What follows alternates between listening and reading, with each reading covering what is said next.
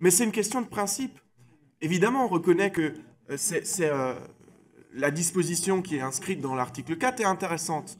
Mais quand c'est pour la limiter à des peines de 10 ans d'emprisonnement, elle n'aura qu'un effet limité, parce que refuser le droit d'asile à un étranger qui demande le refuge en France, alors qu'il a été condamné en France à plus de 10 ans d'emprisonnement, c'est quand même cocasse. Et c'est de se dire que, bien sûr que la France accueille celles et ceux qui en ont besoin, accueille celles et ceux qui ont besoin d'être protégés par la France. Mais on ne peut pas demander à être protégé par la France et commettre des faits qui nous conduisent à être condamnés à une peine de prison. Moi, je pense même que c'est le principe même d'avoir été condamné en France qui doit exclure du droit d'asile.